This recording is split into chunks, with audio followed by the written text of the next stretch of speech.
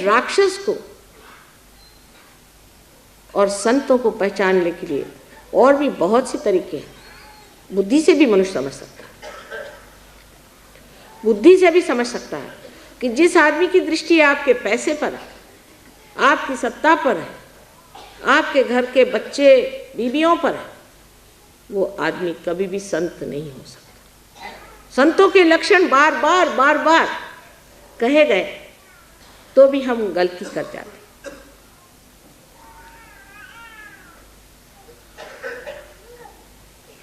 इसलिए पहले सत्य को जानने के लिए कुंडलिनी को हमारे सहस्त्रार में प्रवेश करके उसको प्रकाशित करना चाहिए, जहाँ ये 1000 पंखुड़ियाँ जागृत होकर के सुंदर कलियों के जैसे, पंखुड़ियों जैसे सुंदर नृत्य करें।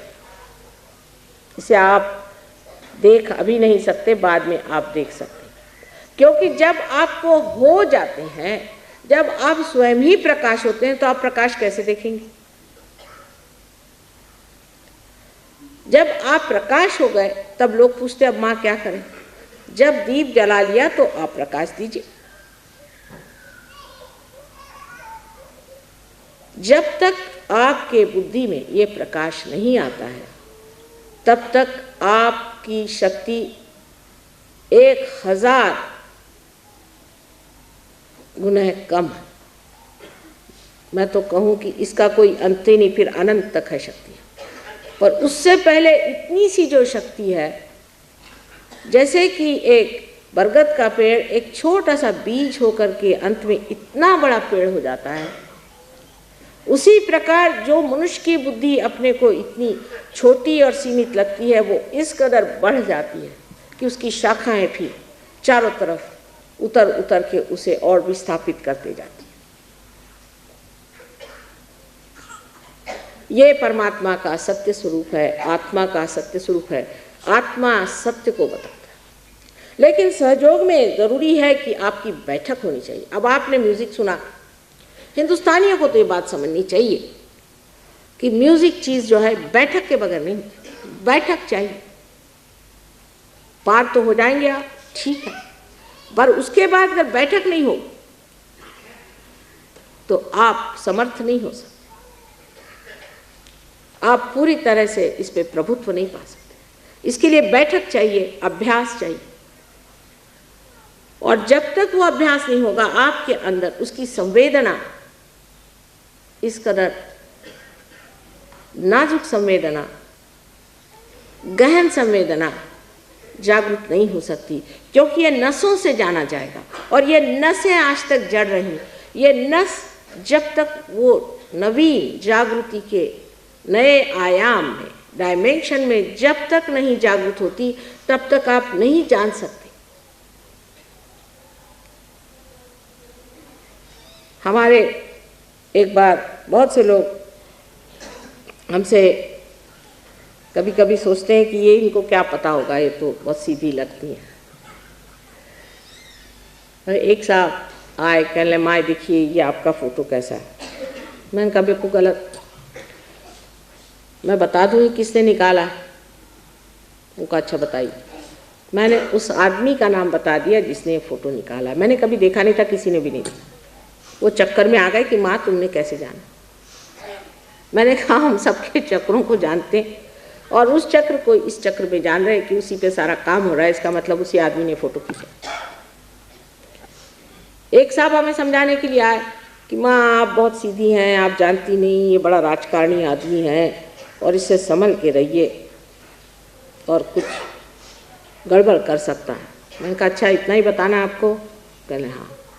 अच्छा आप सुनिए, आप में इसके बारे में क्या जानती हैं कि इसकी बीवी अपनी नहीं है, किसी ब्राह्मण की बीवी भगा के लाया है, इसका बच्चा तो और इसका है, लेकिन ये बीवी दूसरे की। और सब उसका मैंने जो कच्चा चिट्ठा खोलना शुरू कर दिया तो वो आंखें फाड़ के देखने लगे कि माँ ने इस आदमी को तो एक ही बार देखा और इतना कैसे बता गए।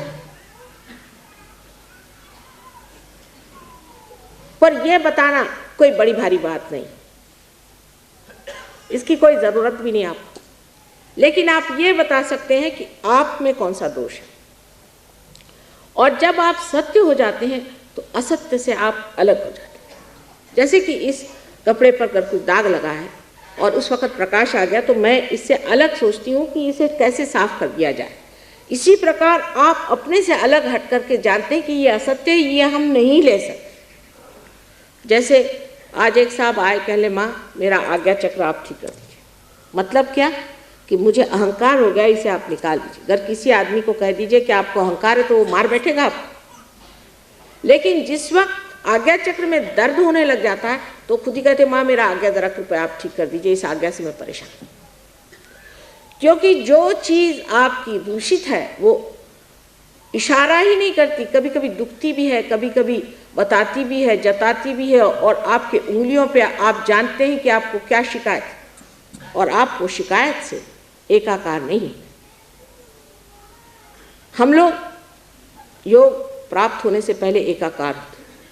कोई आदमी है, जैसे एक किस्सा है, आप लोग बहुत सीरियस हैं, इतनी सीरियसनेस की कोई ज़रूरत नहीं, हल्की तबीयत से प्रसन्न चित्त बैठना। परमात्मा का विषय सीरियस नहीं है, गंभीर है लेकिन सीरियस नहीं, प्रसन्न चित्त होकर बैठे। इसीलिए मैं आपको कल जरा हंसा रही थी, प्रसन्न चित्त हुए बगैर कुंडलिनी चढ़ने वाली नहीं है। प्रसन्न चित्त बैठे। तो एक साहब गए मिनिस्टर साहब से मिलने, तो वहाँ एक साहब बैठे हुए थे, तो वो खूब कूद रहे थे। इनके समझ में नहीं आया। इनका साहब मतलब क्या, आपको हो क्या गया? कहले आपको पता नहीं मैं पिए हूँ। कहा अच्छा मुझे नहीं पता था आप पिए हुए हैं, माफ़ कर दीजिए। ये जो हम अपने ऊपर चढ़ा लेते हैं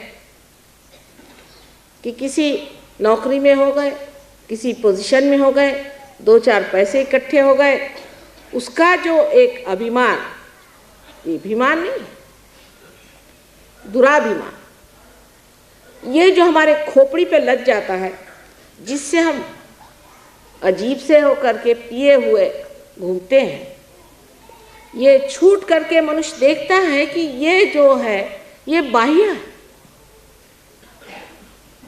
अपने बुद्धि का गुमान, अपने पढ़ने लिखने का गुमान, हर तरह के गुमान मनुष्य में चढ़ जाते। वो तो बात बात पे घोड़े पे बैठ जाता है, घोड़ा है नहीं घोड़े पे बैठा है। ये सब इस तरह से छूट जाता है जैसे कि प्रकाश में अगर आपने हाथ में कोई सांप पकड़ा तो उसे आप फेंक देते हैं, उसी तरह से सब चीज फेंक जाती है, कहना नहीं पड़ता। लेकिन उसकी क्रिया क्या घटित होती है कि आज्ञा चक्र पे जब कुंडलिनी चढ़ती है और वहाँ की देवता जब जागृत होती है तो ये देवता हमारे दोनों ही ईगो और सुपर ईगो, जिसे कि मनस और अहंकार कहते हैं, दोनों को ही आपस में खींच ले, शोषित कर ले। और यहाँ पर ब्रह्मरंध्र में तालु की जगह ऐसी जगह बन जाती है कि कुंडलिनी खट से बाहर चली जाए। उस वक्त हमारे हाथ बोलते हैं, हाथ कहते हैं कि हाँ कुंडलिनी पार कर गई। जो लोग पार हो जाते हैं वही महसूस कर सकते हैं यहाँ की ठंडी हवा, और जो नहीं होते उनको मुश्किल होता है ठंडी हवा महसूस करना। उसके बाद जब आपके किसी चक्र में दोष हो, अगर आपकी विशुद्धि चक्र में दोष हो या अगर आपके नाभि चक्र में दोष हो, तो इन उंगलियों पे आप जान सकते हैं कि कहाँ पर हमारा दोष है। उसके बारे में आप सत्य जान सकते हैं। आप संसार की सारी बातों को जान सकते हैं। यहाँ बैठे बैठे आपके कोई रिश्तेदार हो, कोई हो, उनके बारे में आप जान सकते हैं, देश के बारे में जान सकते हैं, देश के नेताओं के बारे में जान सकते हैं, इलेक्शन के बारे में जान सकते हैं, चाहे जो भी जानना चाहे आप सब कुछ जान सकते हैं। लेकिन योग हो जाने के बाद मनुष्य का मन इन सब चीज़ों से हट करके परमात्मा की ओर लग जाता है। वो इन चीज़ों में उसको मज़ा नहीं आता। जब आपने